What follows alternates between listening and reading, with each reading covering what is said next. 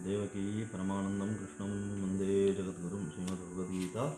आणि या ठिकाणी चालू असणार आपला 18वा अध्याय, कोणता मोक्षसंन्यास योगो नाही। मोक्ष जो आहे तो परमपुरुषार्थ, धर्म अर्थ काम आणि मोक्ष। त्याच्यामध्ये परमपुरुषार्थ कोणता? तर परमपुरुषार्थ म्हणजे मोक्ष।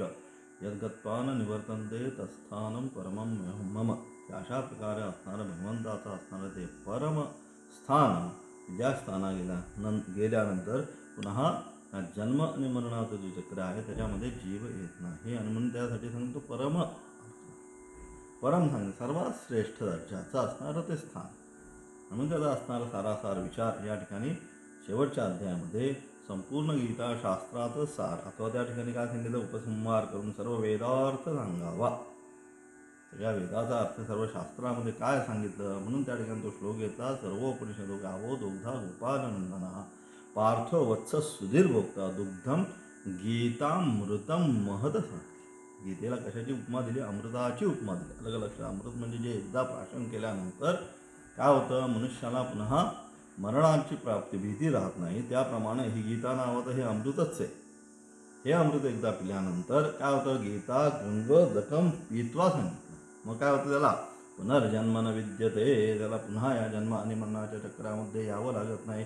आणि अशा प्रकारे असणारं हे शास्त्र या ठिकाणी शेवट त्याचा उपसंहार करतात। आणि त्याचा तिसरा श्लोक आपण पाहिला कालच्या पाठामध्ये, चौथा असणारा श्लोक त्या ठिकाणी आपण पाहिला, 5वा झाला आणि 6वा असणारा श्लोक, यज्ञो दान तपः कर्म न त्याज्यम कार्यमेव तत् यज्ञो दानम तपश्चैव पावनानि मनीषिणः। इथे आपण काल आलो होतो की अशा प्रकारे जो साधक आता या मार्गावर आलेला आहे, विवेक वैराग्य समाधी षटक संपत्ती मोक्षत्वाचा जो मार्ग आहे, त्या मार्गाच्या अनुषंगाने आता साधना करायला लागलेला आहे।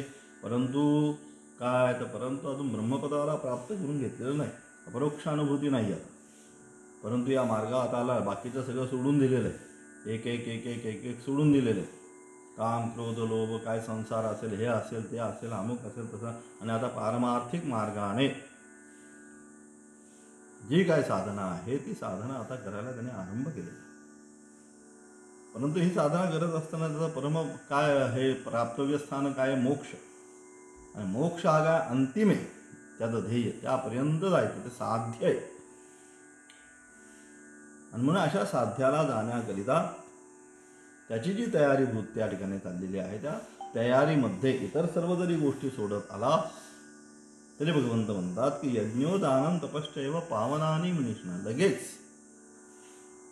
जोपर्यंत अंतःकरणाची परिपूर्ण शुद्धी होत नाही, काही किलमिश सुद्धा राहत नाही, स्वच्छ एकदम, जसं ट्रान्सफर पाणी अतिशय स्वच्छ असतं की अगदी तळ पाहतो आपण काय काय ठिकाणी गेलो तर, त्याप्रमाणे जोपर्यंत अंतःकरणाची एक किंचित मात्र त्याच्यामध्ये कामक्रोधाचा अंश सुद्धा राहणार नाही, एवढी खबरदारी साधकाने घेतली पाहिजे। मग त्याकरिता म्हणून काय, बाकीच्या सगळ्या एक एक एक एक गोष्टी आपण सोडत आलो तरी शेवटपर्यंत जोपर्यंत ते ब्रह्मपद आहे, ब्रह्मविद जोपर्यंत प्राप्त होत नाही तोपर्यंत काय केलं पाहिजे, या बाकीच्या साधनांमध्ये यज्ञ दान आणि तप, ह्या 3 ज्या गोष्टी आहे काय, ह्या मनीषिणः म्हणजे जो साधक आहे, जो विद्वान आहे, त्याला काय ह्या पावन करणाऱ्या गोष्टी, त्या चित्ताची शुद्धी करणाऱ्या, म्हणून यांचा कदापि त्याग करू नये असं सांगून पुन्हा 6व्या श्लोकांमध्ये भगवंत काय म्हणतात,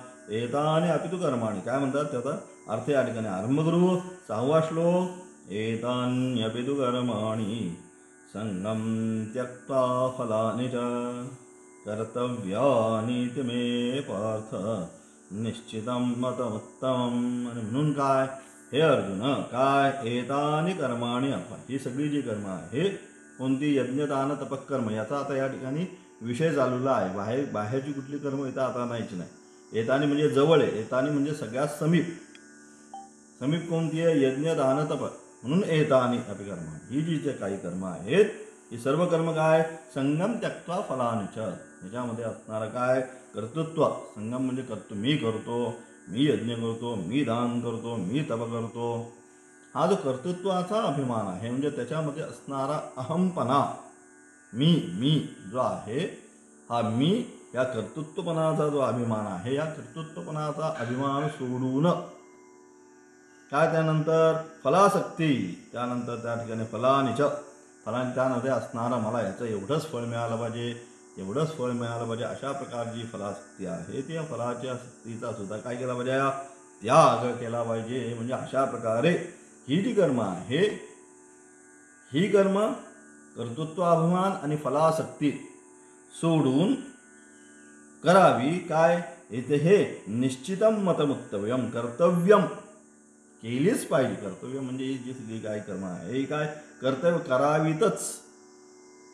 हे काय असं मे म्हणजे माझं निश्चितम मतम उत्तमम, हे माझं निश्चित मत की ही जी काय वर सांगितली तिन्ही कर्म आहे, ही तिन्ही कर्म कशी अहंकाररहित आणि फलाभिसंधीरहित या दोन गोष्टी त्याच्यामध्ये ठेवून ही कर्म काय केलं पाहिजे, साधकाने साध्य अवस्थेपर्यंत ही तिन्ही प्रकारची कर्म त्या ठिकाणी करावीत. हे माझं स्पष्टपणे भगवंत म्हणतात. हे मे मतम उत्तमम, ते माझं अतिशय उत्तम असं मत आहे. काय म्हणतात आचार्य देतात नरभाष्य, आणि म्हणजे अशा प्रकारे एतान्यपि तु कर्माणि यज्ञदानतपांसि पावनानि उक्तानि संघः आसक्तं तेषु त्यक्त्वा फलांच तेहां परित्यज्य कर्तव्यानीति अनुष्ठेयानीति मे मम निश्चितं मतम् उत्तमं निश्चयं शृणु मे तत्र इति प्रतिज्ञाय पावनत्वं च हेतुमुक्त्वा एतान्यपि कर्माणि कर्तव्यानि एतत् निश्चितं मतम् उत्तमम् इति प्रतिज्ञार्थ उपसंहारः एव न अपूर्वार्थ वचनम् एतान्यपि इति प्रकृत सन्निकृष्टार्थत्व उपपत्तेः सासंगस्य फलार्थनः बद्धहेतवः एतानि अपि कर्माणि मुमुक्षोः कर्तव्यानि इति अपि शब्दस्य अर्थः न तु अन्यानि कर्माणि अपेक्ष एतान्यपि इति उच्यते. तीही म्हणजे कोणती, यज्ञ दान आणि तप, ही जी तीन कर्म या ठिकाणी सांगितलेली आहेत, त्याने तीच घ्यायची, दुसरं कुठलंही जायचं नाही, इकडे तिकडे जायचं नाही. आता याचा म्हणजे सगळं अत्यंत समीप असणारी हीच आहे, त्यामुळे हीच.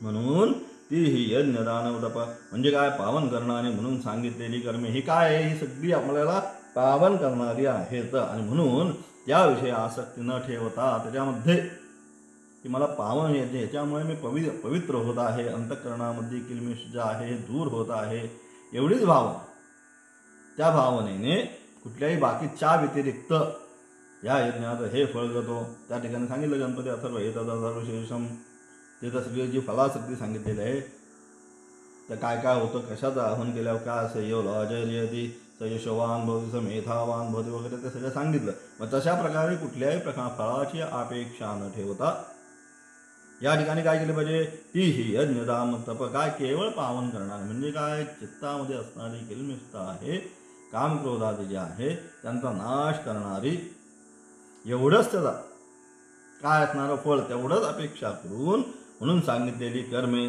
त्याच्याविषयी आसक्ती न ठेवता, आणि म्हणून त्या प्रकारे इतर काही कुठल्या प्रकारची आसक्ती न ठेवता आणि त्याच्या फलाचा त्याग करून आचारावी.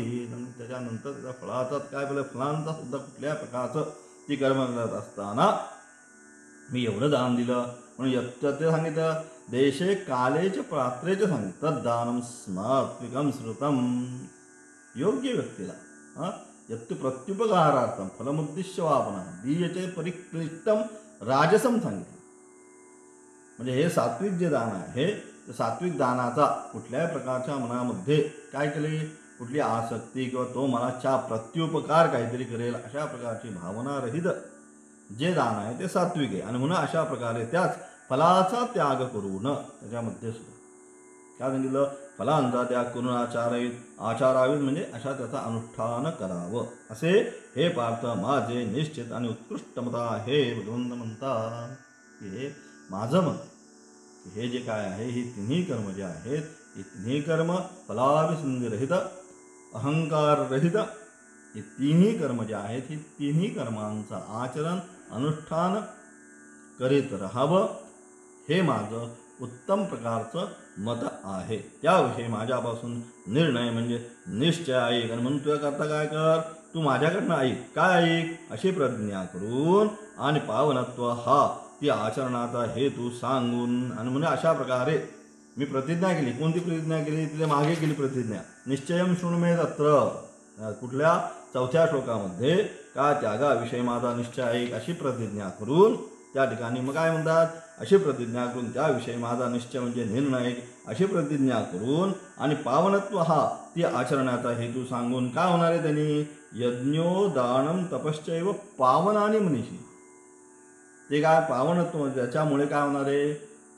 त्यामुळे अंतःकरणाची शुद्धी होणार आहे. मग पवित्रता आपल्याला प्राप्त होणार आहे थोडक्यात. आणि म्हणून ते काय त्याच्यामध्ये असणारं आणि पावनत्व हा ती आचरणाचा हेतू सांगून ही कर्मे आचरावीत हे माझे निश्चित आणि उत्कृष्ट मत आहे असे भगवंतांनी सांगितलेले आहे. आणि म्हणजे अशा प्रकारे मी जो निश्चय केलेला आहे त्या निश्चयाच्या अनुषंगाने साधकाने ब्रह्मज्ञान जोपर्यंत प्राप्त होत नाही, अपरोक्षानुभूती जोपर्यंत होत नाही, तोपर्यंत ही जी कर्म आहेत, यज्ञदान तपादिक जी कर्म आहे, ही तिन्ही कर्म अहंकाररहित फलाभिसंधीरहित होऊन करावी हे माझं निश्चितपणे मत आहे असे भगवंत या ठिकाणी म्हणतात. असे भगवंताने सांगितलेले आहे. ते ज्या संबंधी प्रतिज्ञा केली होती त्या विषयाचा उपसंहार या नात्यानेच सांगितलेले आहे. पूर्वी न सांगितलेली अशी दुसरी कोणतीच गोष्ट या वचनात सांगितलेली आहे. कारण एतान्यपि या वचनाने एतानी हे दर्शक सर्वनाम प्रकृत आणि जवळच्या असलेल्या जो विषय तोच दर्शवण्यासाठी घातले असले पाहिजे. एतान्यपि जे आहे इथं एतान्यपि 6व्या श्लोकाच्या प्रथम जो एतान्यपि शब्द आहे, एतानी म्हणजे कुठली बाहेरची नाही आणायची. एतानी हे जे सर्वनाम आहे ते काय करते? प्राकृत जे जवळचं आहे एतानी ह्या जवळचंच जे आहे त्यालाच घेऊन येतं. ते मी ते जवळ कोणते? जवळ यज्ञदान तपच आहे. मग त्या अनुषंगानेच भगवंताला या ठिकाणी हे म्हणायचे. म्हणून एतान्यपि म्हणजे दुसरी कुठली तरी कर्म काहीतरी भगवंतांना या ठिकाणी सांगायचं असा अभिप्रेत नाही. मग काय अभिप्रेत आहे? या ठिकाणी एतान्यपि याच्यावरून भगवंतांना जवळची जी आहेत अत्यंत प्राकृत, ते प्राकृत तेवढीच या ठिकाणी अपेक्षित आहेत. एतानी सर्वदर्श प्राकृत जवळ असलेला जो विषय तो दर्शवण्यासाठी घातला पाहिजे. आसक्ती ठेवून फलेच्छा धारणाऱ्याच्या बंधाला जरी ही कर्मे कारण होणारे आहेत तरी मुमुक्षुने ती केली पाहिजे. आणि म्हणून आसक्ती ठेवून फलेच्छा धरणाऱ्याच्या बंधाला जरी ही करणे काय ही कर्मे कारण होणारे आहेत तरी मुमुक्षुने ती केली पाहिजेत. परंतु ही जरी जी कर्म आहेत ही कर्म काय? ही कर्म आसक्ती ठेवून आणि फलेच्छा फलाच्या अपेक्षा ठेवून कोण जे कोणी करतात त्यांच्या त्यांच्यासाठी ही बंधाला जरी कारण होणारी असली तरी काय मुमुक्षुनी काय केली? ही कर्मे केलीच पाहिजे. जो मुमुक्ष आहे त्यांनी ही कर्मे फलेच्छारहित अहंकाररहित होऊन सर्वच्या सर्व कर्म केली पाहिजेत. हा अपि या शब्दाचा अर्थ होय. दुसऱ्या कर्माच्या उद्देशाने एतान्यपि असे या वचनात म्हटले नाही. आणि म्हणून अशा प्रकारे दुसऱ्या कुठल्याच कर्माच्या अनुषंगाने नाही म्हटलेला हा जो विषय आहे एतान्यपि, एतानी म्हणजे वरची जी सांगितलेली जी कर्म आहेत त्याच्या अनुषंगानेच हा विषय या ठिकाणी घेतलेला आहे भगवंतांनी. दुसरी कुठली तरी कर्मांचा त्याग कर, हे कर ते कर असं भगवंतांना या ठिकाणी अभिप्रेत नाही.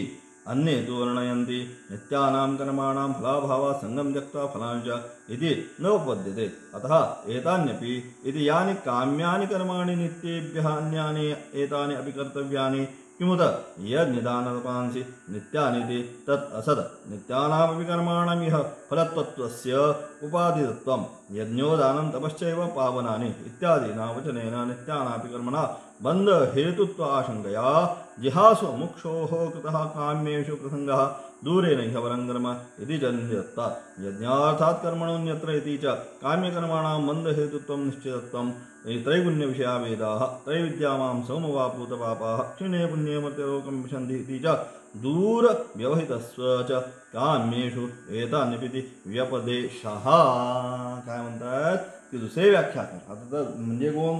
आचार्यांच्या व्यतिरिक्त अन्य जे व्याख्याकार आहेत त्या अन्य व्याख्याकार या ठिकाणी काय म्हणतात, नित्यकर्माच्या फलाचा अभाव असल्यामुळे संग व फले सोडून हे भगवंताचे म्हणणे युक्त उपपन्न होत नाही.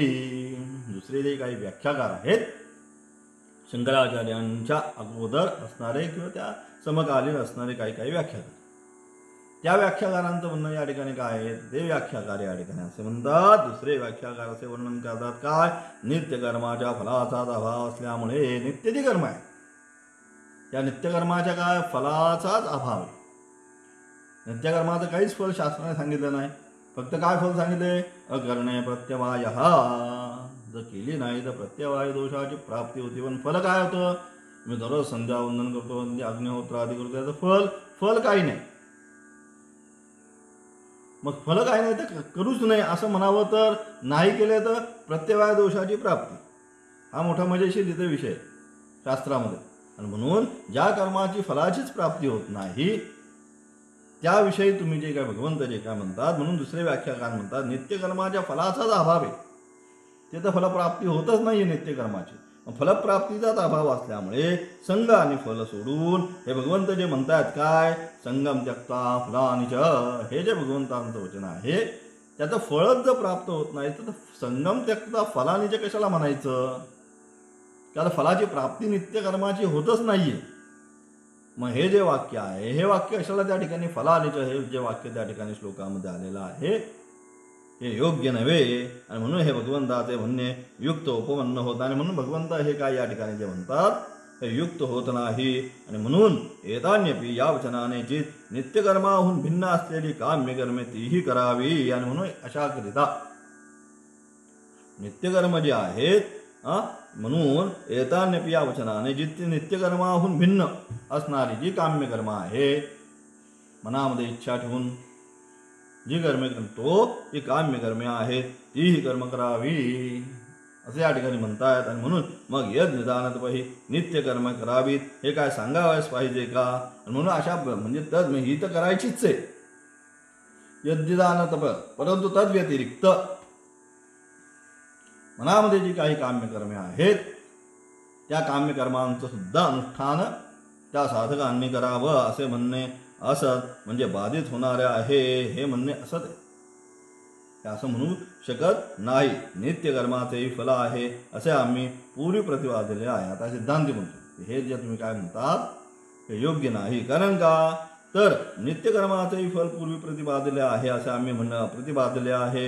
यज्ञ दान तप हे पावन करणारी आहे. या वाक्याने सांगितलेली नित्यकर्मे ही बंधाला कारणीभूत होणारी आहेत. या भीतीने सोडण्याची इच्छा करणाऱ्या मुमुक्षूचा काम्यकर्मामध्येच प्रसंग ओढेच. म्हणजे अशा प्रकारे या ठिकाणी जो मुमुक्ष आहे तो काय म्हणतो, यज्ञदान तप कर्म ही पावन करणारी आहे. या वाक्याने सांगितलेली नित्यकर्मे ही, या वाक्याने सांगितलेली नित्यकर्मे ही बंधाला कारणीभूत होणारी आहेत. आणि म्हणजे अशा प्रकारे ही जी कर्म आहेत ती कोणती, नित्यकर्म जी आहेत ही नित्यकर्म बंधाला कारणीभूत होणारी आहेत. या भीतीने मग ही नित्यकर्म सुद्धा यज्ञदान तप कर्म ही सुद्धा काय होतील, बंधाला कारणीभूत होतील आणि म्हणून होणारी आहेत. या भीतीने सोडण्याची इच्छा करणाऱ्या मुमुक्षूचा काम्यकर्मामध्ये प्रसंग कोठेत, म्हणजे आता तो जो मुमुक्ष आहे याच्याच भीतीने सोडण्याची इच्छा करतोय तर तो पुन्हा त्या कर्मामध्ये कुठलं जाईल, कुठली काम्य जी कर्म आहे त्या काम्यकर्मामध्ये तो जाणार नाही. कारण पावन करणारे नित्यकर्म सोडणारा काम्यकर्मात प्रवृत्त होईल हे संभवच नाही. कारण हीच जी आहे नित्यकर्म जे आहे पावन करणारे नित्य यज्ञदान तपकर्म हा सोडणारा जो आहे साधक तो काम्यकर्मात जी काम्यकर्म आहे मनामध्ये इच्छा ठेवून करणारी त्या कर्मात कदापि प्रवृत्त होणार नाही. आणि म्हणून कर्म अत्यंत निकृष्ट का बरं, तर कर्म अत्यंत निकृष्ट आहे. या वचनाने भगवंतांनी काम्यकर्माची निंदा केलेली आहे. कर्म हे अत्यंत निकृष्ट आहे आणि म्हणून भगवंतांनी काम्य जी कर्म आहे या काम्यकर्माची भगवंतांनी काय पूर्वीच निंदा करून ठेवलेली आहे. आणि म्हणून यज्ञार्थात कर्मणोन्यत्र ईश्वरार्थ केलेल्या कर्माहून इतर कर्मे बंधनकारक होतात. आणि म्हणून ईश्वर तद्व्यतिरिक्त यज्ञार्थात कर्मणोन्यत्र तो जो श्लोक आहे त्या श्लोकाच्या माध्यमातून जी केलेली ईश्वरार्पण बुद्धीने केलेली जी कर्म आहेत ती फक्त बंधनाला कारणीभूत होत नाही. तद्व्यतिरिक्त केलेली सर्व कर्मे ही बंधनाला कारणीभूतच होतात, हे त्या श्लोकाच्या माध्यमातून सांगितलं. यज्ञार्थात कर्मण्यत्र, ईश्वरार्थ केलेल्या कर्माहून इतर कर्मे बंधनकारक होतात. या वचनाने काम्य कर्मे बंधन हेतू आहेत हे निश्चित झाले. संसार हा वेदांचा विषय आहे. सोमपान करणारे वैदिक माझे यजन करून स्वर्गप्राप्तीची इच्छा करीतात. पुण्यक्षीण झाले असता या पुन्हा मध्यलोकामध्ये प्रवेश करतात इत्यादी सांगितले. यावरून काम्यकर्माचे बंधकत्व सिद्ध होते. आणि म्हणून अशा प्रकारची काम्यकर्म आहे ती काम्यकर्म बंधालाच कारणीभूत आहेत हे या ठिकाणी सिद्ध झालं. आणि पूर्व श्लोकात यज्ञादी कर्मे प्रकृत असल्यामुळे व एतत् या समीपवाची शब्दाने त्यांचा परामर्श केला आहे. व काम्यानाम कर्मणाम येथील दूरच्या काम्यकर्मांचा एतत् या शब्दाने परामर्श होऊ शकत नसल्यामुळे एतान्यपि या शब्दाने काम्यकर्माचा निर्देश केला आहे असे मानता येत नाही. आणि म्हणजे अशा प्रकारे सारासार विचार याच्यामध्ये काय केला. काम्यकर्माने, काम्य म्हणजे यज्ञदान तपाच्या अतिरिक्त जी मनामध्ये इच्छा ठेवून जी कर्म केली जातात, म्हणजे पूर्वपक्षाचं असं या ठिकाणी म्हणणं आहे यज्ञदान तप त्याच्या व्यतिरिक्त जी नित्यकर्म आहेत किंवा जी काम्यकर्म आहेत ती सुद्धा याच्यामध्ये ग्रहण केली पाहिजेत हे पूर्वपक्षाला म्हणायचं. परंतु सिद्धांतींचं म्हणणं असं आहे की जी इतर जी काम्यकर्म आहे त्यांच्या फलाचे असणारी अपेक्षा त्यात यज्ञकर्मादी केल्यानंतर स्वर्गादी लोकाची प्राप्ती जोपर्यंत पुण्य आहे तोपर्यंत तेवढं मिळणार आहे. आणि ते झाल्यानंतर तो पुन्हा याच ठिकाणी येणार आहे. आणि म्हणून त्याची फलाची अपेक्षा असल्यामुळे ती जी कर्म आहेत ती कर्म यज्ञदान तपकर्म आहे याच्यामध्ये त्यांना तुम्ही धरू नका हे या ठिकाणी कोणाला सांगायचं आहे. सिद्धांतीला सांगायचं. आणि म्हणून अशा अनुषंगाने येतात. आणि म्हणून या ठिकाणी एतान्यपि कर्माने या ठिकाणी जे काय सांगितलेलं ऐकू या श्लोकामध्ये 6व्या श्लोकामध्ये एतान्यपि या शब्दाने काम्यकर्मांना ग्रहण न करता केवळ जे नित्यकर्म आहेत यज्ञदान तपादी त्या नित्यकर्मांचाच या ठिकाणी किंवा ती नित्यकर्मेच या ठिकाणी ग्रहण केली जातात. त्याच व्यतिरिक्त अन्य जी काम्यकर्म आहेत त्या काम्यकर्मांचं या ठिकाणी ग्रहण केलं जात नाही असं या ठिकाणी स्पष्टतया सांगायचं आहे. आणि म्हणून तस्मात अज्ञस्य अधिकृतस्य मोक्षोः नित्यकर्म अवश्य केली पाहिजेत या प्रमाणाने सिद्ध झाल्यामुळे अज्ञ कर्माधिकारी मुमुक्षुच्या आणि म्हणजे अशा प्रकारे जे नित्यकर्म आहेत ते नित्यकर्म काय अवश्य केली पाहिजे. त्याच्यामध्ये कुठल्याही प्रकारचा शास्त्राने एक्सक्यूज सांगितलेला नाही, केलीच पाहिजे याप्रमाणे सिद्ध झाल्यामुळे अज्ञ कर्माधिकारी मुमुक्षु हे शब्द महत्त्वाचा. अज्ञ कर्माधिकारी मुमुक्षु अधिकृतस्य मुमुक्षोः जो अज्ञ कर्माधिकारी मुमुक्षु आहे त्याच्या अनुषंगाने या ठिकाणी काय म्हणतायत तेच सांगण्याचा प्रयत्न 7व्या श्लोकाच्या माध्यमातून आता पुन्हा केला. काय सांगितलं पहिला त्यागाचे, आता त्या ठिकाणी त्रिविधा त्यागाचा पुन्हा 3 प्रकार त्यांनी मागे सांगितले.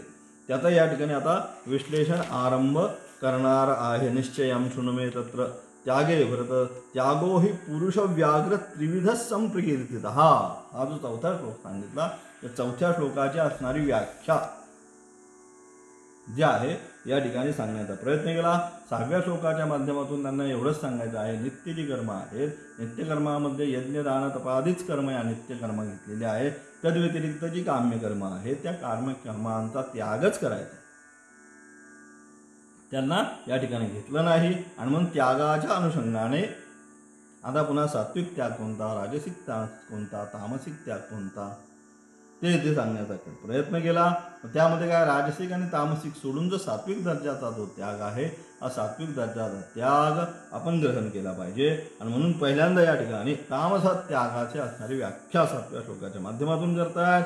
नियतस्य तु संन्यासः कर्मणो नोपपद्यते मोहात् तस्य परित्यागः तामसः परिकीर्तितः. तामस शब्दाची व्याख्या या ठिकाणी करतात. नियतस्य कर्मणः नित्यकर्माचा काय संन्यासंतु तू जे काय नित्यकर्माचा परित्याग तर काय उपपद्धते उत्पन्न होत नाही ती केलीच पाहिजे. मग नित्यकर्माच्या अज्ञानामुळे केलेला त्याग तामस सांगितलेला आहे. नित्यकर्माचं जे अज्ञान आहे त्या अज्ञानातून जो त्याग केला जातो तो त्याग या ठिकाणी तामसिक दर्जाचा त्याग केलेला सांगितलेला आहे. म्हणजेच नित्यकर्माचा परित्याग तर उपपन्न होत नाही. परित्याग उपपन्न होत नाही म्हणजे नित्यकर्माचा त्याग करूच शकत नाही. मग अशा परिस्थितीमध्ये नित्यकर्माचा मोहात म्हणजे अज्ञानामुळे केलेला त्याग, काही काही वेळेस आम्हाला ही कर्मच आता करायची नाही म्हणून सगळंच जे सोडून बसणं आहे, मोहात सांगितलं. मोहात म्हणजे मोहामुळे की कशाला काय करायचे ते, कशाला सकाळी उठून स्नान करा, हे करा म्हणून अशा प्रकारे त्याचा जो त्याग केला तर काय तो त्याग या ठिकाणी तामसिक दर्जाचा सांगितला. काय म्हणतात आचार्य विशेष व्याख्यानामध्ये म्हणतात, नियतस्य ते नियत्यस्य तो नित्यस्य संन्यासा परित्यागा कर्मणा न उपपद्यते अज्ञस्य पावनत्वस्य इष्टत्वात्. मोहात् अज्ञानात् तस्य नियतस्य परित्यागा नियतं च अवश्यं कर्तव्यं त्यज्यते च इति विप्रतिषिद्धम्. अतः मोहनिमित्तं परित्यागा तामसः परिकृतः मोहतमश्च इति. नियत म्हणजे नित्यकर्माचा काय संन्यास परित्याग उपपन्न युक्त होत नाही. कारण अज्ञपुरुषाला नित्यकर्मे पावन करणारे आहे हे मत भगवंतांना इष्टाभिप्रेत आहे. म्हणून नित्यकर्म जो आहे नित्यकर्माचा त्यागच होऊ शकत नाही. त्याचं कारण या ठिकाणी सांगतात, कारण अज्ञपुरुषाला त्याने अजून ब्रह्मविद झालेला नाही जो साधक आहे त्या साधकाचा विषय या ठिकाणी चालला. म्हणजे असा जो साधक आहे त्या साधकाला, कारण अज्ञपुरुषाला नित्यकर्मे पावन करणारी आहे, त्याला ती पावन करणं शुद्ध करणारी, त्यामुळे काय त्या पावन करणारे आहेत हे मत भगवंतांना इष्टाभिप्रेत आहे. आणि म्हणून भगवंतांचं मत हेच आहे की नित्यकर्माचा यज्ञदानोपादी जी नित्यकर्म आहेत जी काय पावनानी मनीषिणः त्या साधकाला जी पावन करणारी आहेत, पवित्र करणारी आहेत, त्यांचा लगोलग वस्तुप्राप्तीशिवाय त्यांचा त्याग करणं योग्य नव्हे. महान अभिप्रेत आहे. मोहामुळे अज्ञानामुळे म्हणजे नित्यकर्म पावन करणारे आहे हे ज्ञान नसल्यामुळे त्या नियतकर्माचा परित्याग, म्हणजे अशा प्रकारे कधीकधी साधकाला भ्रम निर्माण होतो. म्हणजे मोहामुळे अथवा अज्ञानामुळे. म्हणजे कुणी काहीतरी सांगतंय की म्हणून ह्याचं आहे हे तरी आता कशाला करायचं, आता आपण वेदांत शास्त्राचं श्रवण मनन करतो, आता हे सगळं करून काय करायचं, कशाला तासन तास पूजा करायची, कशाला तासन तास हे बाकीच्या सगळे आता कर्म करत राहायचं, कर्मबंधनाला कारण आहे असं कोणीतरी येऊन सांगतोय. आणि ते सांगून ते ऐकून काय करतोय, मोह आणि अज्ञानामुळे जे करायचं आहे त्यांना अजून वस्तुप्राप्ती नाही आहे, वस्तुप्राप्तीशिवाय याचा त्याग करता येणार नाही. ते आपल्यावर सांगितलं उर्वारुक म्हणून सातत्याने सांगतो 2 दिवस झालं. ही सगळी नैसर्गिक अवस्था आहे. मला एकदा परिपक्व अवस्थेमध्ये आल्यानंतर ते आपल्यापच सोडून देते ते टाइम, तर ते तोडायची गरजच राहत नाही. तसं एकदा हे अंतःकरणाची अवस्था अपरोक्ष अनुभूतीमध्ये गेल्यानंतर ती कर्म जी आहे आपल्यापच सुटणार, त्याला तिथं त्या प्रयत्न करण्याची गरज राहायची नाही. हा जो विषय आहे हा विषय अत्यंत महत्त्वाचा. कुठल्याही परिस्थितीमध्ये काय झालं पाहिजे, कुठल्याही परिस्थितीमध्ये ती प्रयत्न मी हे सोडतो म्हणून येणं त्यजशी त्यज सांगितलं. ज्याच्याद्वारे तू याचा सर्वाचा त्याग करणार आहे त्याचा सुद्धा काय सांगितलं, त्याचा सुद्धा त्याग करायला सांगितलं. म्हणजे अंतःकरणाच्या द्वारे जो आहे अजरामय मन बुद्धी चित्त अहंकार त्याच्याद्वारे मी हे सोडणार. मग शेवटी काय त्याचा सुद्धा त्याग कर. मग त्याच्या त्यागानंतर जे राहील, जी वस्तू राहील ती मी, ती अपरोक्षानुभूती. आणि म्हणून जोपर्यंत ती अपरोक्षानुभूती होत नाही तोपर्यंत जे अंतःकरणाला शुद्ध करणारी आहे, पावन करणारी आहे, ती जी कर्म आहेत ती कर्म साधकाने आपल्या जीवनामध्ये करणंच आहे. ते सांगण्याचा पुन्हा पुन्हा या ठिकाणी आता प्रयत्न केलेला आहे. कारण भ्रमिष्ठ लोक काय करतात, मध्येच वेदांताचं श्रवण चालू झाल्यानंतर कर्मबंधनाला कारण आहे म्हणून एक एक कर्म सगळी सोडून जायचं आणि मग काय शास्त्रचिंता नाही, मग दुसऱ्याच गप्पा मारत बसायचं. म्हणून अशा परिस्थितीमध्ये कर्म जी पावन करणारे आहे, अंतःकरणाची शुद्धी करणारी जी कर्म आहेत ती कर्म साधकांनी करावीच हे भगवंताला अभिप्रेत या ठिकाणी आहे. म्हणून ते सांगितलं मोहामुळे अथवा अज्ञानामुळे कदाचित काय होतं, मोह निर्माण होतो, कोणीतरी काहीतरी सांगतंय, अथवा स्वयं धीरा पंडितम मन्यमाना स्वतःच उठतोय आणि काय स्वतःच मी महान मी विद्वान म्हणून स्वतःच काय निर्णय घेतोय अशा प्रकारे ते जे आहे ते योग्य नाही. ते अज्ञानामुळे म्हणजे नित्य कर्म पावन करणारे आहे हे ज्ञान नसल्यामुळे, अरे हे पावन करणारे अंतःकरणाची शुद्धी करणार हे ज्ञान नसल्यामुळे त्या नियतकर्माचा परित्याग जो आहे म्हणजे अशा प्रकारे ती जी कर्म आहे त्या परिकर्माचा नियतकर्म जे नित्यकर्म आहेत त्याचा परित्याग म्हणजे तामस त्याग या ठिकाणी सांगितलं. तो तामस त्याग म्हटला जातो. नियत म्हणजे अवश्य कर्तव्य व तेच टाकले जाते म्हणजे त्याचा त्याग केला जातो. हे अत्यंत विरुद्ध. नियत म्हणजे केलंच पाहिजे आणि जे केलंच पाहिजे तेच सोडून दिलं तर मग त्याचा काय उपयोग ते. मग तेच म्हणतात जे अवश्य केले पाहिजे त्याचाच त्याग केला जातो. हे अत्यंत विरुद्ध आहे. अरे ते जे करायचंय त्याचा त्याग करायचा म्हणजे आता काय उपयोग. मग ते अत्यंत म्हणून ते अत्यंत विरुद्ध आहे. म्हणून मोह निमित्त मोह म्हणजे अज्ञान या कारणाने होणारा जो परित्याग तो तामस त्याग. म्हणून अशा प्रकारे अज्ञानपूर्वक करायला पाहिजे परंतु काहीतरी भ्रमिष्ट होऊन काहीतरी विचार करून तीच गोष्ट त्याने सोडून दिली म्हणून तो तामस दर्जाचा त्याग या ठिकाणी सांगितला. कारण मोह म्हणजे तुमच्या तमस मोह कारण मोह म्हणजे तमस आहे आणि म्हणून नित्यकर्म त्याग हा तामसच आहे आणि मोह म्हणजेच तम. म्हणूनच नित्यकर्माचा त्याग हा तामसिक दर्जाचा त्याग आहे. किंच याही कारणाने नित्यकर्म त्याग संभवत नाही. आणि दुसरं त्यानंतर राजसिक आता सांगितलं. तामसिक म्हणजे करायलाच पाहिजे तरी सुद्धा त्याग केला म्हणजे तो तामसिक. राजसिक दुःखमित्येव यत्कर्म कायक्लेश भयात्यजेत सकृत्वा राजसं त्यागम नैव त्यागफलं लभेत. दुःखमित्येव यत्कर्म, अरे जे कर्म या कर्मामुळे काय मला दुःख प्राप्त होणार आहे त्यानंतर असे समजून कायक्लेश भयात्यजेत. तो काय करतोय शरीराला अरे क्लेश होणार आहे या भयाने. अरे हे किती सकाळी एवढ्या पहाटे उठायचं 3 वाजता उठायचं थंड पाण्याने स्नान करायचंय नंतर एवढ्या ह्याच्यामध्ये तसंच बसून स्नान झाल्यानंतर एवढ्या थंडीमध्ये बसून जप करायचा हे करायचं ते करायचं गंगेवर जायचं आहे किती गार वारा येत असतो पहाटे पहाटे तरीसुद्धा तिथं जाऊन स्नान करायचं म्हणजे अशा या प्रकारे सगळं काय क्लेश भयात शरीराला होणारा त्रास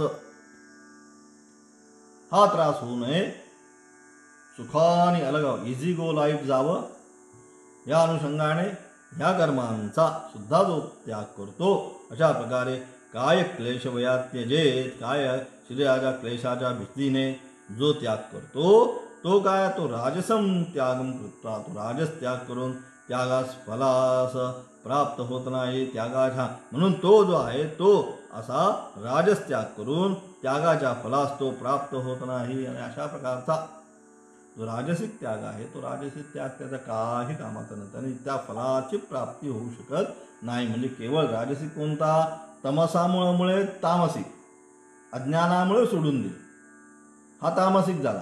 राजसिक काय क्लेश वयात शरीराला त्रास होतोय म्हणून त्याग करतोय तो राजसिक. मग अशा त्यागाचं कुठल्याही प्रकारचं फल त्याला प्राप्त होत नाही. पुरुष जे कर्म दुःख आहे असे समजून त्याच्यामुळे मला दुःख होणार आहे असं समजून शरीराच्या क्लेशाच्या भीतीने ते काय करतोय सोडून देतोय तो असा राजस त्याग करून त्यागाच्या फलास प्राप्त होत नाही. त्या त्यागाचं जे फल प्राप्त व्हायला त्यागात शांती अनंतर ते त्यागाचं फळ आहे ते त्या ठिकाणी त्याला प्राप्त होत नाही. आणि म्हणून अशा प्रकारचा जो त्याग आहे काय क्लेश भयात जो त्याग आहे तो त्याग सांगितला या ठिकाणी राजसिक दर्जाचा त्याग आहे. काय म्हणतात दुःख इति यत दुःख इति एव यत कर्म काय क्लेश भयात शरीर दुःख भयात त्यजेत परित्यजेत सकृत्वा राजसम रजो निर्वर्त्यम त्यागम न एव फलत्यागः ज्ञानपूर्वकस्य सर्वकर्मत्यागस्य फलं मोक्षाक्षम न लभते नैव लभेत. अशा प्रकारे आचार्य म्हणतात नित्यकर्म करणे हे दुःख आहे असे समजुतीने ते कर्म शरीराच्या दुःखाला भिवून तो काय तो सोडून देतो. तो राजस म्हणजे रजोगुणामुळे होणारा त्याग आहे. म्हणजे शरीर क्लेश वय शरीराला केवळ पीडा होईल हे नको असं होईल तसं होईल म्हणून शरीराच्या भीतीने जो कर्माचा त्याग केला जातो तो राजसिक धर्माचा राजसिक दर्जाचा रजोगुणायुक्त होणारा त्याग सांगितला. तो केल्यामुळे ज्ञानपूर्वक जो सर्व कर्म संन्यास त्याचे जे मोक्ष नावाचे फळ म्हणजे अशा प्रकारचा त्याग केल्यामुळे काय जे ज्ञानपूर्वक जो सर्व कर्मसन्यास आहे त्याचं जे फळ आहे मोक्ष, ते मोक्ष नावाचं फळ त्याला प्राप्त होत नाही, उलट त्याला नरक प्राप्ती हेच फळ प्राप्त होते. म्हणजे अशा प्रकारे तो केवळ शरीराच्या भीतीने काय करतोय, त्या कर्माचा नित्य कर्माचा जी केली पाहिजे त्यांचा शरीर क्लेश भयाच्या भीतीने जर त्याग करत असेल तर त्याचं मोक्ष स्वरूप जे फळ आहे ते त्याला प्राप्त न होता नरक यातना रूपच प्राप्त त्याला होतं. त्यानंतर हा झाला हा राजसिक त्याग झाला, तामसिक अज्ञानामुळे. आणि आता सात्विक जो त्याग आहे कः पुन्हा सात्विक त्याग हा, मग सात्विक त्याग कोणता, त्याचं उत्तर 9व्या श्लोकाच्या माध्यमातून देतात. कार्यमित्येव यत्कर्मणे तम क्रियते संगम त्यक्त्वा फलं चैव स त्यागः सात्विको मधः. त्याचा विशेष असणारा अर्थ उद्याच्या पाठामध्ये आपण